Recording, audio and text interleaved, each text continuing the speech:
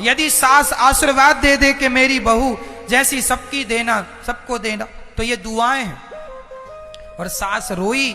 अच्छा, कई बार सासों से भी मैं प्रार्थना करूंगा कि थोड़ा बहू यदि काम में व्यस्त है और तुम्हें भोजन निकाल के खाना पड़े, तुम्हारे हाथ पांव अभी सलामत है, कई सास ऐसी हैं कि एक दिन यदि भोजन निकाल के खा लेती हैं तो गांव में ढिंडोरा पीटती हैं, हमारी बहू ने तो भोजन नहीं दिया, खुद से निकाल के खाती हैं। अरे तो कौन सा तुमने पाप कर लिया? तुम्हारे कौन हाथ पांव टूट गए हैं क्या?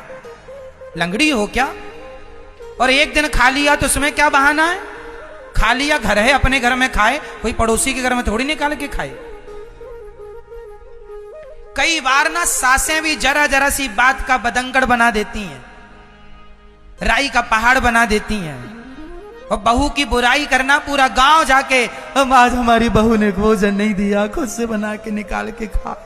यहां हो गया इनकी, अब दूसरे के घर वही कहाना, हमारी बहू ने आज भोजन नहीं दिया, अच्छी सोच के लाए थे कि बहू बहुत अच्छी है, सब दिया, तिजोरी की चाबी आवी दे दी। लो, पूरे गांव में गाना गा रही है सास। जरा सी बात तो मैं हाथ जोड़ के कहूं, रिश्ते दोनों तरफ से चलते हैं। यदि सास अपना धर्म, बहू अपना कर्तव्य पूरा करती है, बहू अपना फर्ज पूरा करे, तो सास का भी फर्ज है। इसलिए मेरी मां, रिश्ते दोनों तरफ से चलेंगे या एक तरफ से? बोलो, किस तरफ से चलेंगे? यदि बहू जिम्मेदार है तो क्या सास को जिम्मेदार नहीं होना चाहिए?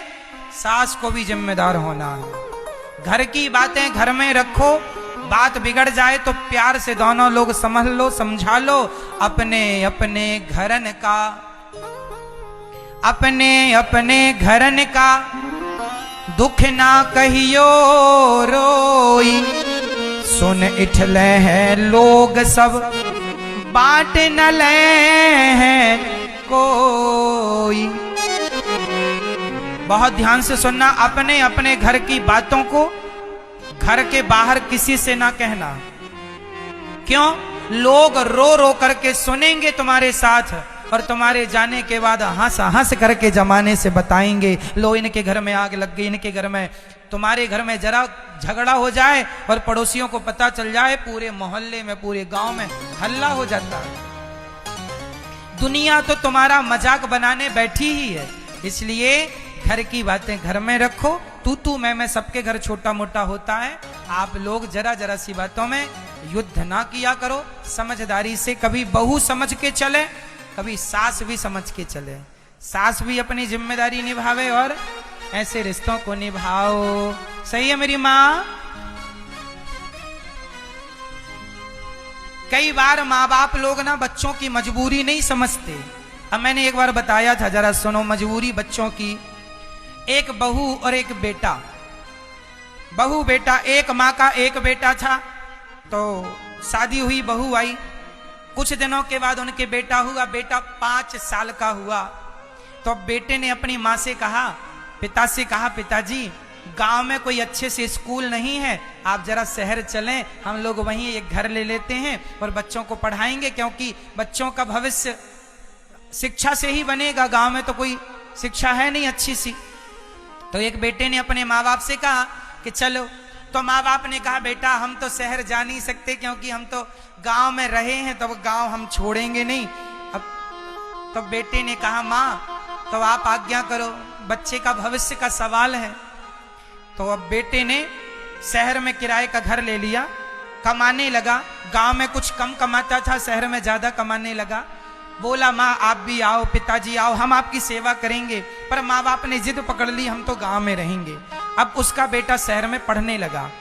अब ये माँ गांव में जा जाके, लो भैया सुनो, हमारी बहू ने कौन सा पाठ पढ़ाया बेटे को, बेटा अपनी माँ को छोड़ के चला गया।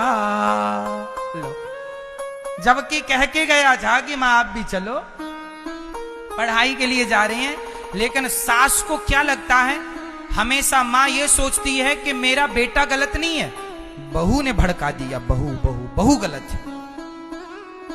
लगभग 100 में से 95 सास यही सोचती है कि मेरी बहू ही गलत है, मेरा बेटा गलत नहीं है। लेकिन कई केसों में बेटे ही गलत होते हैं, बहुएं गलत नहीं होती। पर माँ तो माँ है, माँ तो बच्चे के पक्ष में रहती है।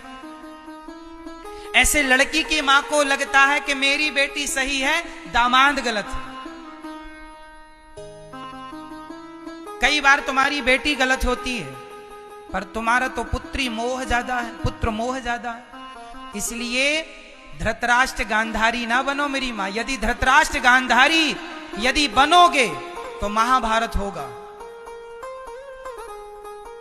इसलिए रिश्तों को आंखों में पट्टी बांध के ना देखो, आंखों की पट्टी उतार कर देखो। माँ बाप को भी चाहिए कि बच्चों की मजबूरी को समझें। आज गांव में यदि 2 रुपए कमाता है और शहर में 10 रुपए कमा रहा है, तो आप भी अपने बच्चे का सहयोग करो।